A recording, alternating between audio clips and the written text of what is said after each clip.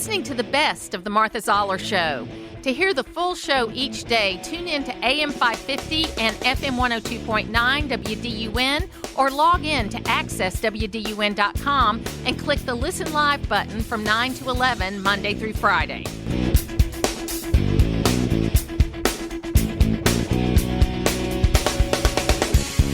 Right now we're talking to Senator Blake Tillery, who is one of the rising stars in the Republican Party, and he's involved in some really big issues in this legislative session.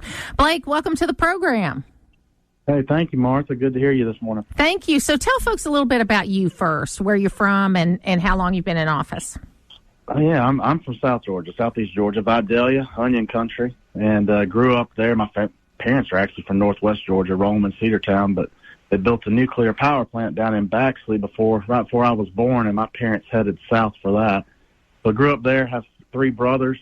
One of them just got married up in your neck of the woods, up in Hall County. Great. And then, so we were up there for that. And then, of course, I was over there this weekend earlier visiting a friend in your new green tower at the ICU. Exciting times for Gainesville and Hall County. Oh, man, can you believe it? I mean, we're on the square now. Our studio is on the square. We'd love to have you come visit us sometime.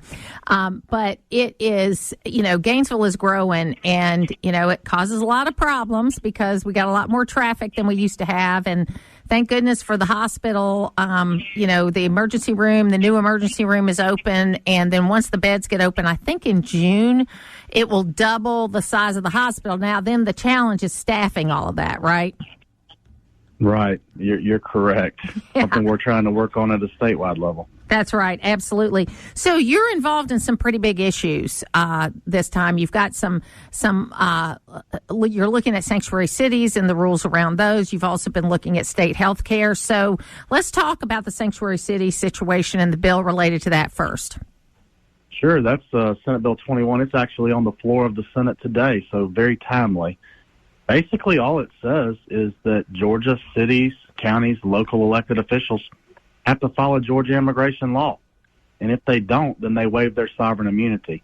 So if something were to happen because immigration laws weren't followed, the city, the county, or the local elected official who decided that Georgia law didn't need to be followed in that instance would stand responsible. And we're having issues with that. I mean, obviously, we're coming up on the anniversary of the death of Laken Riley. And, while Athens Clark County will kind of say they're not a sanctuary city, but then they say they are. And, there were issues not only around Jose Ibarra when he was in New York, but there were issues in Athens, too. So I think this is a very timely issue and that we need to be clear about it, that we follow the law in Georgia.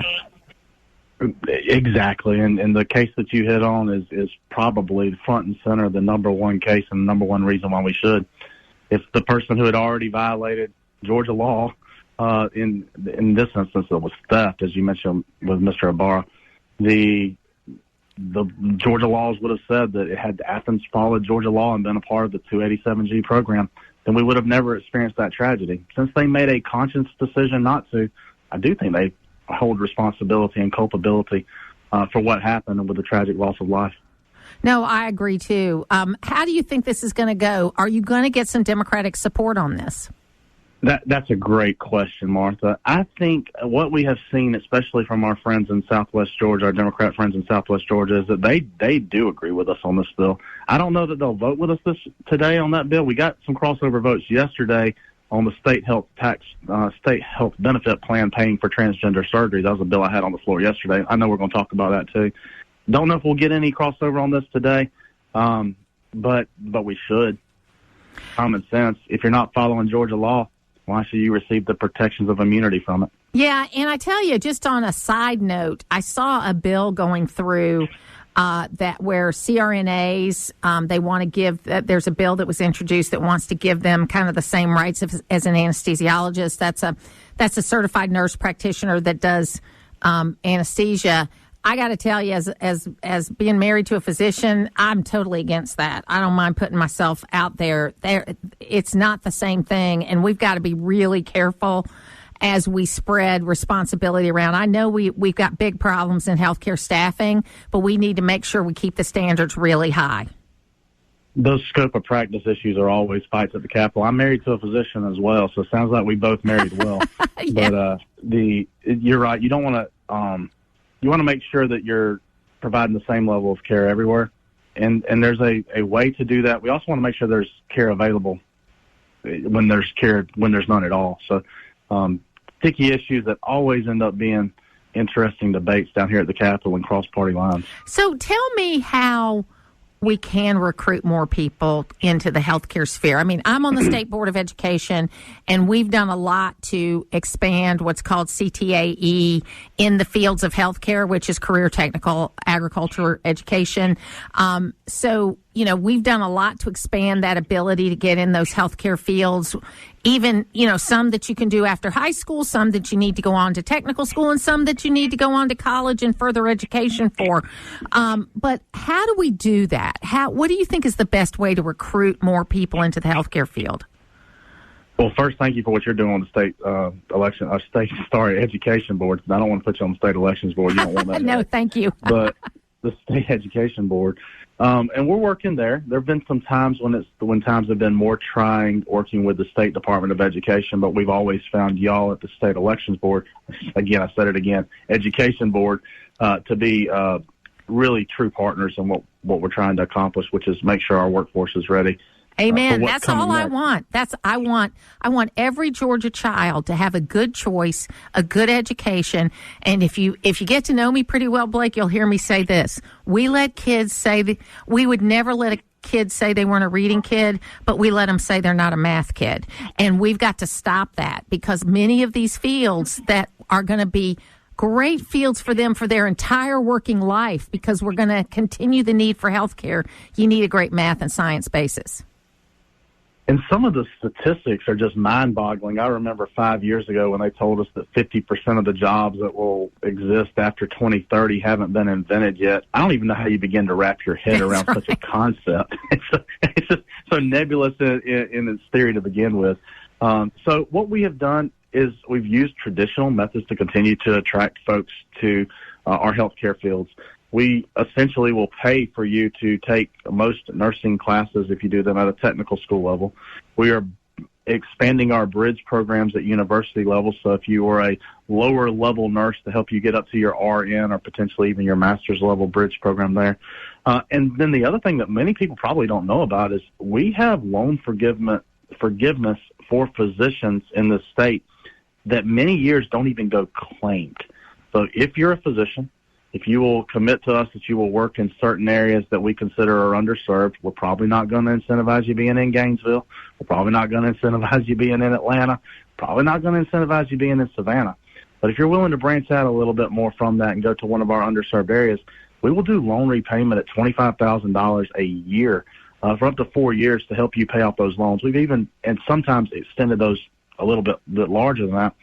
And every single year we have those loan repayments left on the table that they're not all claimed. What we started doing last year is rolling those down a level to some of the mid-level nursing positions that you've already mentioned, saying, hey, listen, if the doctors aren't going to claim them, then we'll at least incentivize mid-levels to go into these areas. Now, I know many years ago it was 6 years. You had to commit to be in that underserved area for 6 years. Is that still the case, or is there a requirement like that? I think our requirement is 4, and okay. It's a year-by-year basis, too. And the repayment is $25,000 each year. Well, I mean, and honestly, when I used to be a young doctor's wife, when we were looking for where we were going to end up, the idea was if you could get a doctor to stay somewhere for 4 years, they're going to stay their whole career, because they get, they start having a family, they start doing all those things, and they get invested in the community. So it's a great program, and we need to promote it more, that's for sure. Well, that, and then also we're funding a lot of residency programs. We've realized that if you do your residency in Georgia, Northeast Georgia Hospital has been a great partner on this. The statistics show that you're willing to locate in that community. The other problem that we have, though, with I'll say doctor shortages, we have doctor concentrations. Gainesville being one of them, Atlanta being another. At the end, we're seeing that the folks who are a little bit younger than me, I'm 41, so maybe I fall in this generation, but clearly those younger than me, they are not as incentivized by pay as they are by quality of life issues. And I jokingly refer to it as red brick. What's going to attract your 20-year-old, your 30-year-old? Well, if you had an old brick building that you've multi-purposed into, who knows what you've multi-purposed it into, whether it be a brewery or a loft, they're attracted to that. And again, it's not, I say red brick colloquially, but I think folks understand what I'm saying. That's where Northeast Georgia, particularly Hall County, has done such an awesome job of building their downtown. Folks understand that looks good aesthetically, but it also has such an effect on attracting and keeping young talent. Yeah, I mean, you're absolutely right about that. It's funny. I see my husband will stand around. We have used every service at Northeast Georgia Medical Center in the last year because of some issues going on with family members. So I've, got to see a lot of different parts of the hospital. And my husband will stand there talking to some of the younger doctors, but they're in their 40s, and they're all talking about how these new doctors care more about their time off than they do about actually being a doctor. And I know that it's somewhere in the middle, right? It's not exactly that way, but you're right about that. Those kind of factors are important. I want to talk about the bill you were talking about yesterday, which had to do with state health plans paying for transgender care, and how that's been off the table for a while, but through the courts, people have found a way around it. Tell us a little bit about that. That's a great summary. So yesterday, Senate Bill 39 was on the floor. It was a simple question. Do you think state taxpayer dollars should be used for transgender surgeries and what in many ways is referred to as gender mutilation in many, many ways? The answer from the General Assembly, at least on the Senate side, was overwhelmingly no. But there was a strong debate on that, a debate that at times was something I never thought I would see when I came here to the Senate just 8 years ago. But that was the ultimate question. Well, taxpayer dollars be used for transgender surgeries. What I can't justify, and there's a lot of things, you can talk about it culturally, you can talk about it a lot of different ways. But let's just bring it down to the most basic level. There is no medical procedure that is accepted where you are removing healthy organs just because you don't want them. Okay, some people go, oh, well, plastic surgery. Well, that's a different ballgame. Okay, you're not really, and we even leave the appendix in until it's sick. All right? It just makes no sense to me, especially when you're talking about minors. But it ought to be, I don't think taxpayer dollars should pay for it anyway. But it just, for me, the basic question is, why in the world would we be supporting surgeries to remove healthy organs for just because people don't want them anymore? It doesn't make any sense to me. And that was the debate of, should state taxpayer dollars be used for this? We've clearly already banned any transgender surgery on minors in Georgia. However, because of certain things that happened in court cases, the state health benefit plan did have to cover those transgender surgeries, even in minors if they were requested. How would they be covered if you don't offer that surgery in Georgia? Well, your Georgia state taxpayer dollars would be used out of state to cover that care. We thought that was sort of an insult to the policy that we had already passed. So Senate Bill 39, now it was broader than just minors. I'm not going to hide the ball there. But it was only about state taxpayer dollars. Should state taxpayer dollars be used for transgender care, transgender, I think they called it gender affirming care is what someone tried to refer to it as. But the ultimate question is, should it be used for transgender surgeries? And the Senate answered overwhelmingly no. They always like to say that if you ban this care, that people will commit suicide. They're more likely to commit suicide. And all the statistics I've seen in the Cass report in the UK did the most extensive study on this because they had a clinic. They were doing these things for 10 years, said that the suicide rate goes up after the transition because it doesn't solve their problems, and it used to be that in DSM-4, which is the book that mental health professionals use to determine things, in DSM-4, there was a good process for doing therapy before these decisions were made. In DSM-5, they've taken all that out. And it just seems like a shame to me, not only for children, but for adults that clearly need to have a different path. And maybe they'll decide, I don't know. But I don't think we're approaching it the right way right now, Blake. Well, it's interesting you should bring out the mental health piece. There was an amendment on the floor that purported to say that mental health care should be available to people before these surgeries and decisions were made. What the amendment actually did was allow mental health or gender-affirming care after someone had made a decision to transition as well. We did not in any way ban mental health access or care in a way where someone is seeking that care to affirm the gender that they or the sex they had at birth.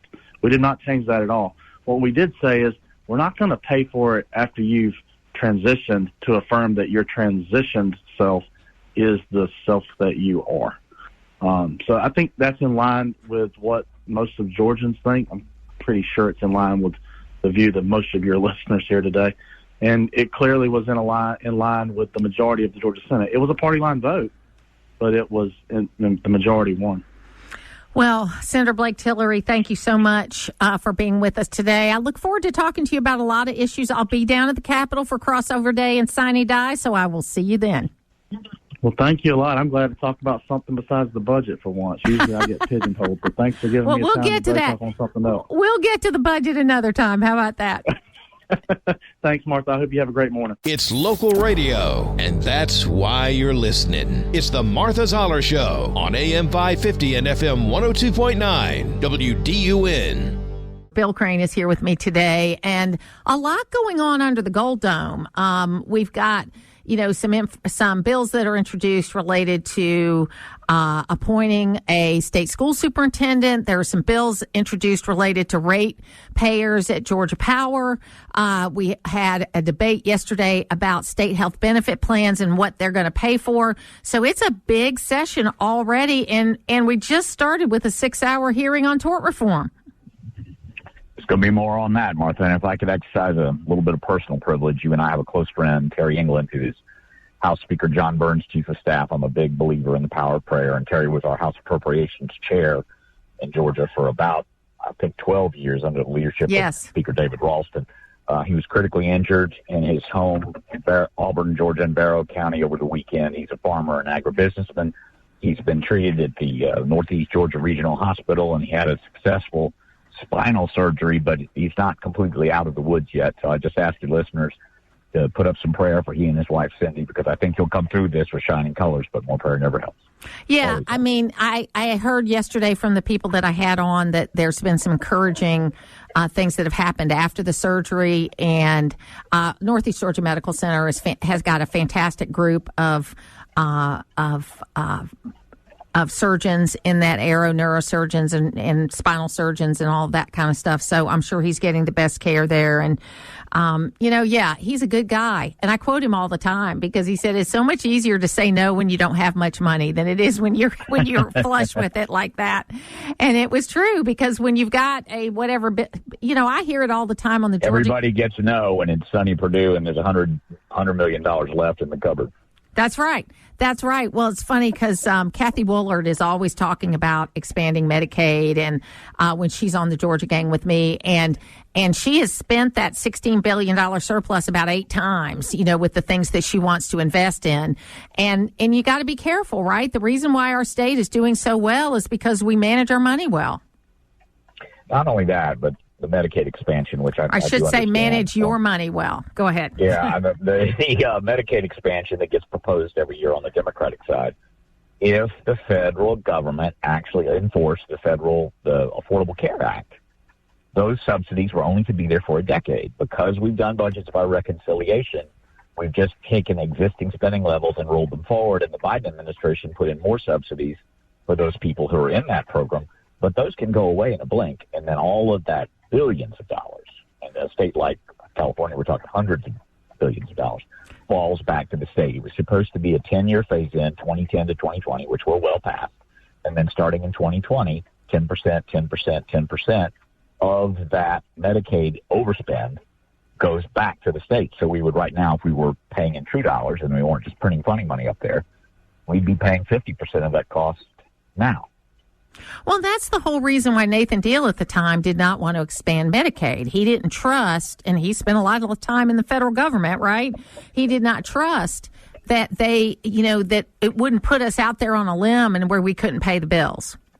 and where you can't cut it off and say no later. You can't it's back to your no analogy from Terry. It's a lot easier to control and cap spending than it is to say no or take something away that already exists for many constituents. On that same vein, I hadn't intended to go there, but since we're going there, have you heard anything about how Georgia Access is doing? Because it seems like a great idea for people that aren't Medicaid, are working, but, it's expensive to have health insurance. I am a Georgia Access customer. I went in through the federal marketplace, and when they changed the law this year, I rolled over my existing health care plan. So I think all of the folks that were going in through the marketplace in Georgia, which was a little less than 1 million, are now Georgia Access customers.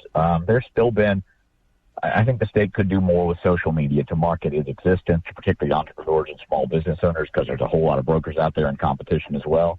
But I've been very happy with my coverage, the maintenance of the plan, and I've seen no changes. And since the rollover occurred in December of this past year. I'm glad you brought up small businesses, because we have a small business where we have about 20 employees, and but only about 3 or 4 of them want to take health insurance, and so we've had a real difficult time because nobody wants to do small groups anymore, and so we're going to. Not only that, but the premiums are not only outrageous, but a lot of your younger folks will rather just give them the premium dollars. That's right. So what they may understand they need it, but they don't. That's not what they spend the money on when you give them the choice. Well, and so what we're going to do is we're going to go with our current plan that we've got till the end of the year, and then we're going to, with an eye on having those folks look at Georgia Access, and then us paying 50% of the premium or something like that, so that we can give them a stipend. Because you're exactly right. These younger workers, they'd rather you give them a stipend that they can go buy their own health insurance with. Yeah. We can talk about it off there, but look at Hip Nation. It's a product that I'm also part of that is very affordable particularly for younger, healthier workers. Oh, that's good. That's good to know. So, Elon Musk got up yesterday in the Oval Office with the president, answered questions. When the people are talking about things not being transparent, I just don't understand what they're saying. We have had more transparency in the last 3 weeks about what's being done and how it's being done than I have ever seen in my lifetime, Bill. And looking at the Treasury payables, that's transparency. Coming from the opposition side, transparency now means when you're talking about expenditures and things we don't like or that we don't want you to have access to. Transparency doesn't mean openness, accountability, and access to the information. And I'm not the biggest Elon Musk fan in the world, but I like the fact that we're being transparent about what these expenditures are. I have no problem with a federal government employee looking at Politico online at work, but they should be paying for it out of their pocket, not my pocket, not your pocket. The fact that we got hundreds of millions of dollars in subscriptions, again, people have every right to have information and to have it coming to them on their phone or wherever else. But just like me and you, Martha, we pay for that. Yeah, I mean, and it's really funny because it used to be I could get anybody, New York Times, anybody to give me a subscription because I'm in the journalism world. They don't do that anymore. If you want something, what they used to be. I have a few left, but they fade every year. They're not like they used to be, and so it's difficult. And actually, I don't use stuff that I pay for a couple of things because you need it to be able to have the good database and to search and that kind of thing. But I'm not paying for everything. And because the whole subscription racket, that's going to be the next thing, because people have got, all the audit charges. Yeah, because they raise the rates and then you find you're paying $39 a month if something was $9 a month. Yeah, absolutely. It's crazy. You got to actually, I have on my calendar, Bill, once a month to look at my monthlies. And that includes, anything I'm paying a monthly subscription for. Because it just reminds me to go through and make sure that I don't have any duplications. The prices haven't gone up. And I know there are services now. I think Rocket does a service and a couple of other people. Rocket Money's good, and it'll send you an alert if the fee changes. Yeah. So I know they've got a way to do it that's not, 1950s, but I still like to actually look at things and be sure that I understand where my money's going as opposed to just having it done automatically. But so what do you see as, inflation was up last month, and of course the left is blaming it on Trump. Bottom line is he was sworn in on the 20th of January. It wasn't Joe Biden's fault for 4 years. Yeah. That the inflation was transitory. And now Donald Trump's been in office a month, and it's his fault. Yeah, it's just crazy. Yeah, and but Bill, it seems to me, because you and I are not the Trumpiest people in the world, okay? I still say I'm a Nikki Haley Republican, okay? But I like what Donald Trump is doing. I like that he's keeping his promises. I like the speed that he's moving at. I like all that stuff. But I do think that there is something to be said for the fact it seems like Democrats are defending these, 20, 30% issues, and that Trump is over here with the 70, 80% issues, and that he's more popular today than he was on November 5th. Let's just pick one issue that's very controversial and emotional, but the state law and now federal law, and I don't know what the statute is called, but basically prohibiting biological men from competing in women's sports in Georgia from K through 12 and at the amateur level nationwide. To me, this is a common sense issue. If we want to see women's sports athletes monetized, rewarded, gold medals, I'm not suggesting that trans athletes shouldn't have a forum, but if there's so many of them, and I think they're getting there, form a league. But I don't think the Democratic Party understands how much just that issue hurt them in November.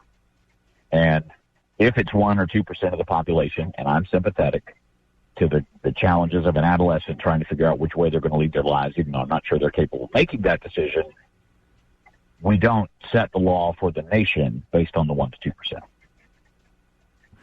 No, absolutely. And my campaign manager when I ran for Congress previously had been the campaign manager for Mary Bono, who took the place of her husband, Sonny Bono, in California Congress for a few years after his death. And, of course, Chaz Bono is probably one of the most famous, along with Caitlyn Jenner, of people who have transitioned. And, there are people out there, certainly, that are in legitimate issues related to this particular issue. But there's also a lot of people that just aren't getting the mental health that they need. Because when you see an explosion of this in places like Los Angeles, but not in Akron, it is a cultural issue. It's not necessarily a medical issue. And I have friends who've transitioned. I have friends with children who've transitioned. Again, I have no problem with people making that choice for their life, but that doesn't mean we recast society. That's right. For that choice. That's right. That's right. And, yesterday, I think the discussion bringing it back home to the Georgia legislature, yesterday, the discussion about the state health benefit plan, for me personally, what I can't get past is there is no other legitimate procedure in medicine where you are removing healthy organs just because you don't want them anymore. We don't know what the appendix does exactly, but we don't take it out unless it's sick. And I think it's bursting and you're going to have poison in your gut when you take it out. Otherwise, leave it in there. That's right. So the average person, and that's what we're talking about here, the average person can't get their head around why this is such a big issue and why they should have to change their life to accommodate, 0.5%. I don't even think it's 2%. I think it's more like 0.5%.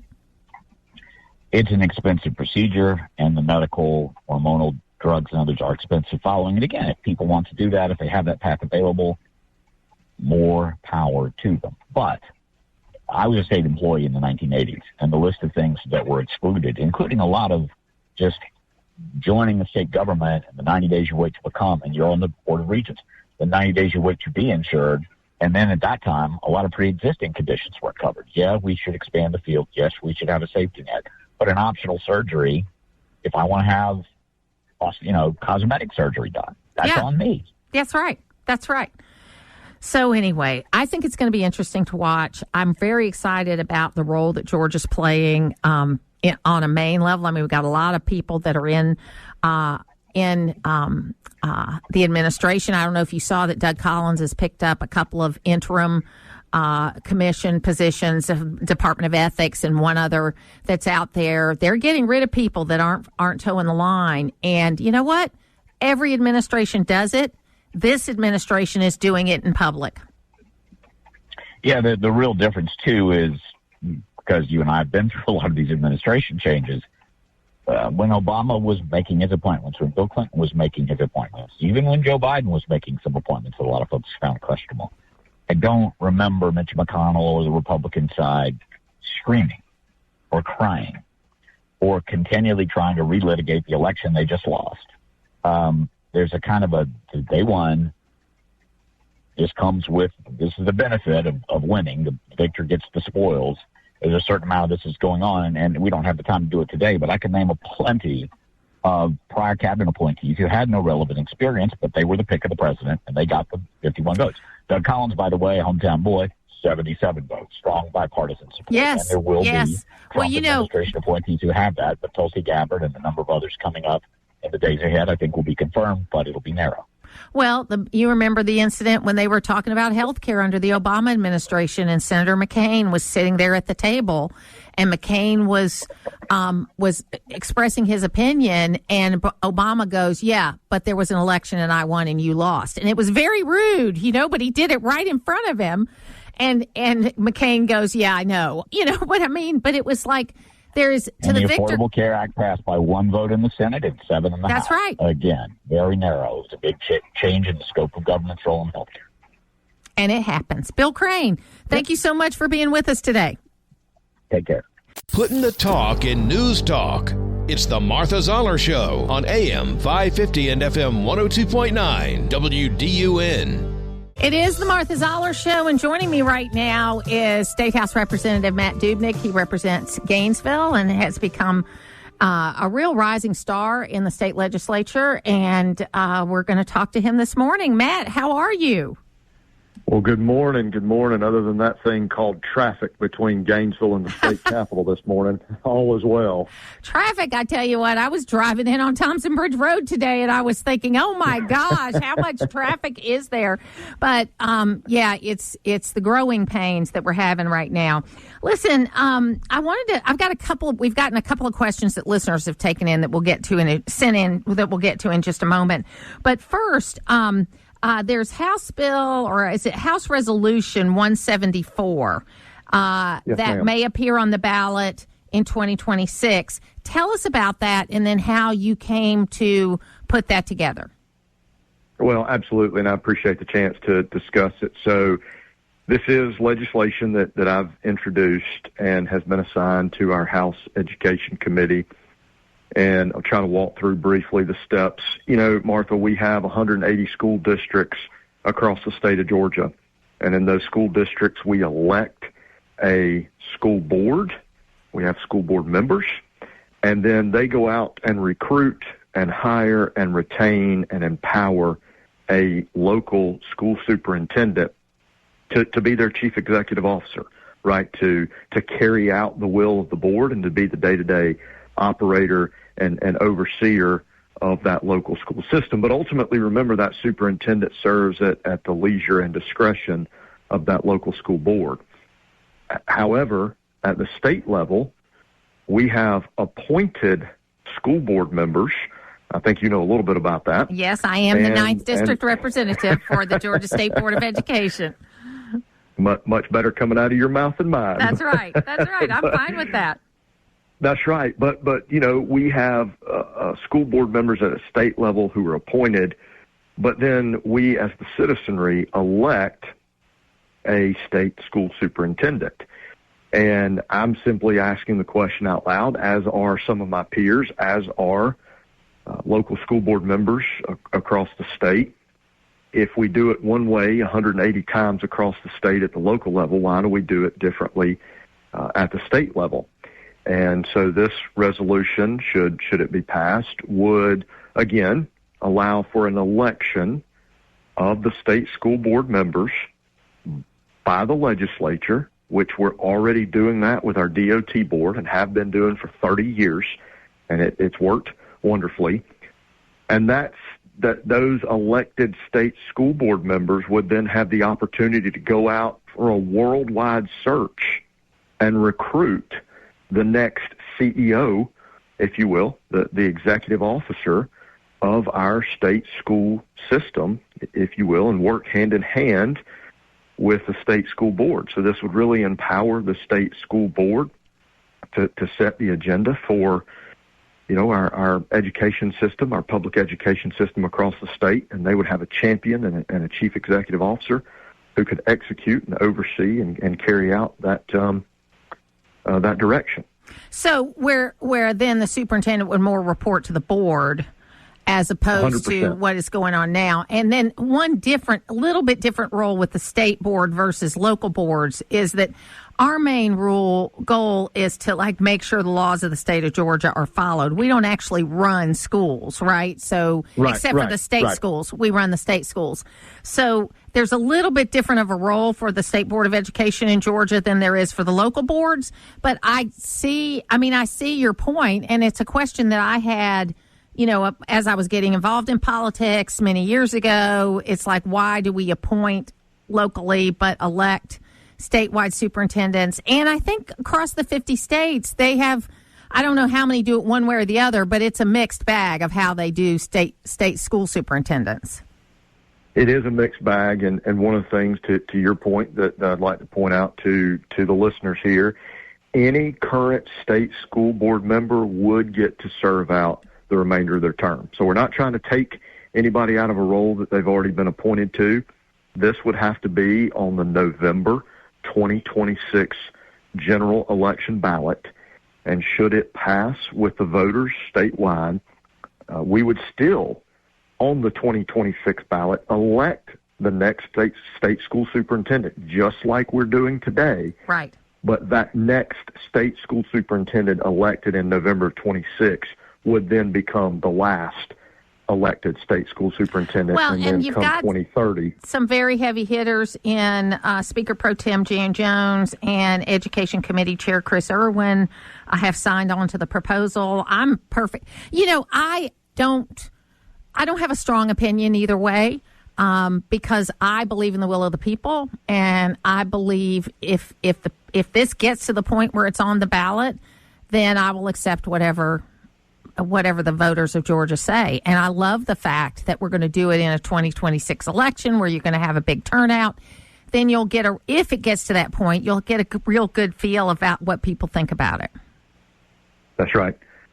And there's some technical language in there about board members would serve, 2-year terms, and that no board member could become the state school superintendent, and the state school superintendent could be signed to a 2-year contract that could be extended, but there's some technicalities in there like that.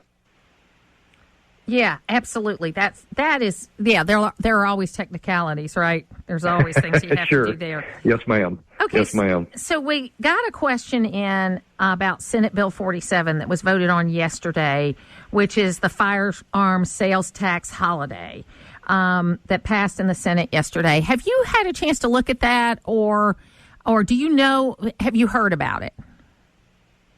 Yes, ma'am, I've heard about it. No, ma'am, I've not had the chance to read it. I'm so buried in House bills that we're voting on right now, and the budget, which, again, just it's that time of year where I'm focused on things on this side of the building, and just haven't had a chance to read Senate bills yet, just because they're not anywhere near coming over to us. But I am aware of it and was aware they voted on it. Well, I'm going to give you my 2 cents on it, because I'm a strong Second Amendment person, all of that. But to me, it sits a little wrong to pull that out as a separate category to give a sales tax holiday at a time when, by every account, gun sales don't need any help right now. And it seems a little tone deaf a few months after Appalachia. I don't know. For me, it doesn't sit right, but I, again, haven't thought about it enough. And again, I'm a Second Amendment person, but I don't know if it makes sense to me right now. That's just my 2 cents on that. No, I understand, and I'll be honest with you right now. I wish we could. Do you remember the days not that many years ago where we had that general sales tax holiday across things that you go back to school in early August, and saving 7% may not sound like a lot, but boy, when you go buy school supplies, and I've got 2 teenage boys, and those pants legs just seem to grow shorter and shorter by the day. So buying shoes and pants and clothes and school supplies, let's I kind of think holiday. That's exactly right. Do a general sales tax holiday. Maybe it's not. I think this bill is 10 or 12 days, something like that. Just do 2 or 3 days. Give a sales tax holiday on everything, and give all Georgia taxpayers a little bit of a break. I think that's a better idea to me anyway. That's just me, though. Sometimes me. So what are the other big projects that you're working on? Well, if you go back and you look and you've heard Chairman Irwin talk from a K-12 standpoint, we're going to pass school safety and security legislation. We're going to continue our focus, as the House has led, on literacy initiatives, both from a policy standpoint and from a budgetary standpoint. Those are the priorities coming out of the K-12 Policy Committee, and I can promise you that I echo those coming out of the appropriations approach from an education standpoint as well. So I'm really focused on what can we do to continue to add to school safety and security. What can we do? We've seen great initiatives over the last year with what we've done with literacy. And the last thing I would say is, look, we've got sports betting that's going to come back for a vote this year, and all of the money will be dedicated in this new bill towards pre-K funding.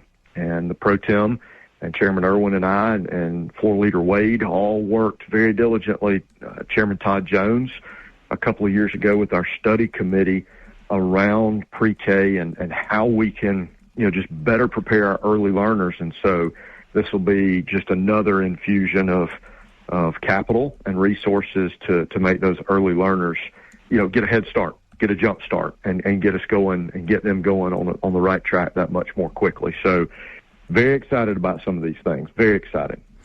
And then, obviously you we're getting back to the education topic we started with. It's the biggest thing we spend money on in the state of Georgia. And, there's a lot of talk about Elon Musk and Doge and all of that stuff. We, of course, do a balanced budget every year.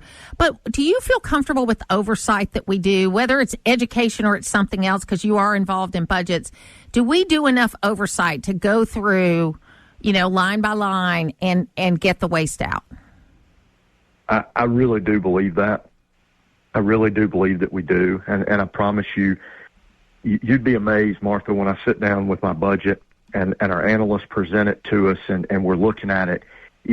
We may have budgeted for a state position to have started on, January 1st. But if the person didn't actually start till January 10th, you'll see 9 days worth of a salary difference that somebody's really paying attention to it at that level, right? Or maybe we budgeted, $1 million for this initiative, but it only needed to be $900,000, and you've got another, somebody else within your department needs a $100,000 line item. Well, we're gonna move that $100,000. This isn't one of those, well, we just gave you $1 million, so figure out something else to do with it. I mean, we really are hawks, and we really are looking over it. It is tedious down to the nickel. And I always love to sit down with folks and show them some of those budget documents.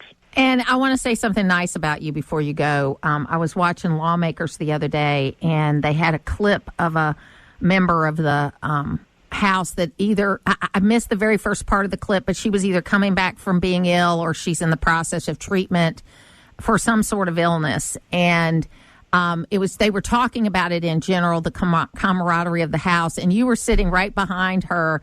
And you were the first one to jump up and start clapping after she finished talking. And I thought to myself, this is a great example of the fact that even though you're partisan and you do all the different things, but that you guys are really, cheering each other on. And I know this week you've really been tested with Terry England's accident and all the things happening with that. So I appreciate you very much, Matt. Well, thank you. That's Patty Stinson. She's my seatmate. We sat next to each other for 9 years. I love that woman. I love her to death. I'd take a bullet for her today.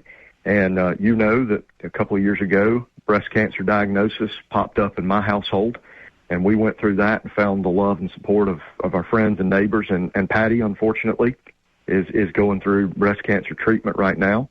And Katie and I have rallied around her, and the House has rallied around her. There is no partisanship when it comes to our family, and we are one big family down here. And again, I love her, and yeah, we had a good time yesterday, and you better believe I'm gonna be the first one to jump up and cheer for her. And I've been there to hold her hand, and we'll sit with her through more treatment, and we'll be there with her because again, at the end of the day, we're all on Team Georgia. We're all here for the same reason, and we're all one big family together.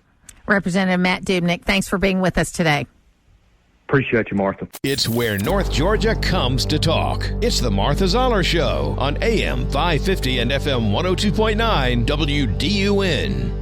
Joining me right now is retired General and Insurance Commissioner John King. I thought you would like that audio, John, about the Defense Department going through an audit. That's why I played it for you.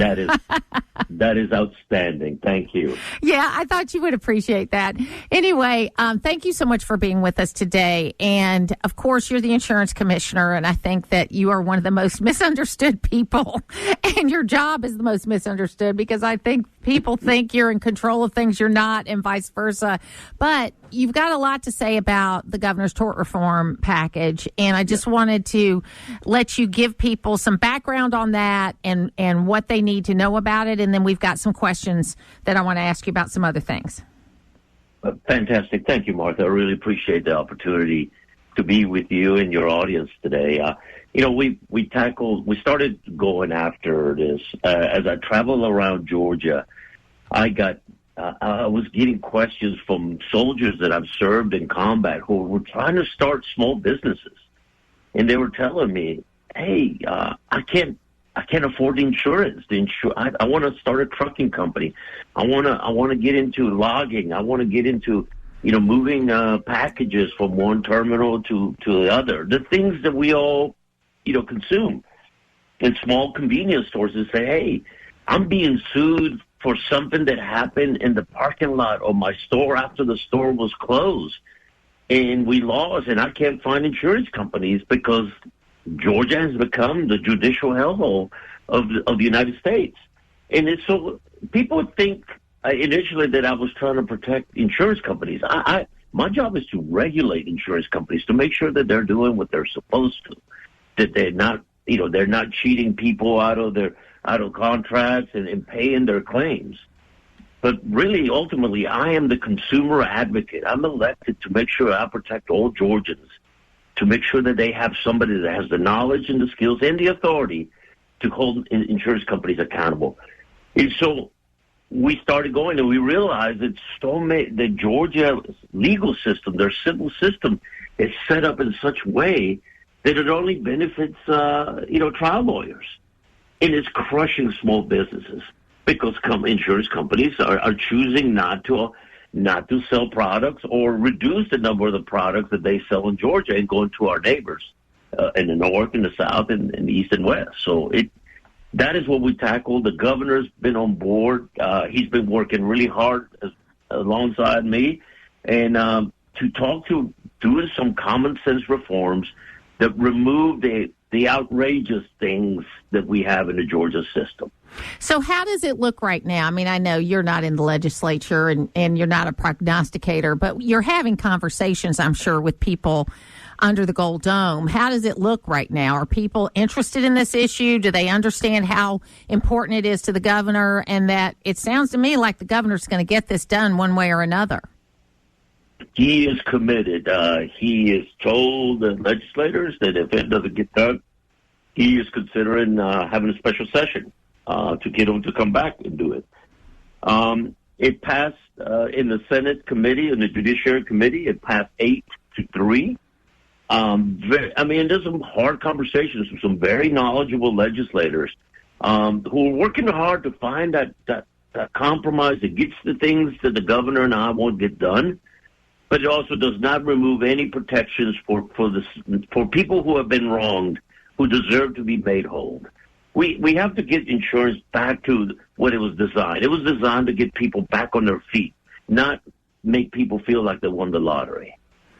No, I think it's exactly the point there. It's insurance. And really, I know that this is not, the tort reform bill doesn't cover things like car insurance and things like that. But my biggest frustration is, I've been with a car insurance company my entire career, my entire life, really. I mean, I've been paying premiums to basically the same company for, 40 years. And my husband's family have done business with the same company even beyond that.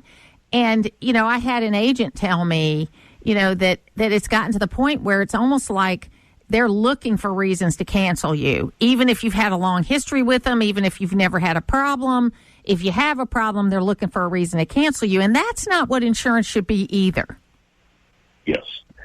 This tort reform package will, it will change. It will affect auto insurance rates, because now what part of the provisions on this is that if you're injured in an automobile accident, part of the negotiations is where real bills over the actual rate that was paid to the doctors and hospitals to get you well. We know those numbers. We get them from the hospitals. We get them from insurance companies. But right now what's happening is the lawyers are picking a figure out of thin air, and that's where the negotiations are starting. So that's what's made auto insurance rates very costly, because everybody, there's a group of folks that are not very ethical, and they work very closely with these attorneys to really inflate the cost of care. And it covers, and so that's inflating the cost of auto insurance as well. So do you have, other than this package of tort reform, is there anything big you're looking at as it relates to your job in the legislative session this session? What we're doing is we're trying to simplify. We're passing a bipartisan law that, because in life insurance policies, there's a couple of companies who sold life insurance, but they try to use a definition of military service. There's a young man that died in an auto accident. He had a life insurance policy that his dad, who works for the Department of Corrections, and the insurance company wanted to use the fact that he was an active duty soldier serving at Fort Moore down in Columbus, which we hope it gets changed back to Fort Bragg, Fort Benning. Yeah. But we will see that happen. The SecDef is working on that.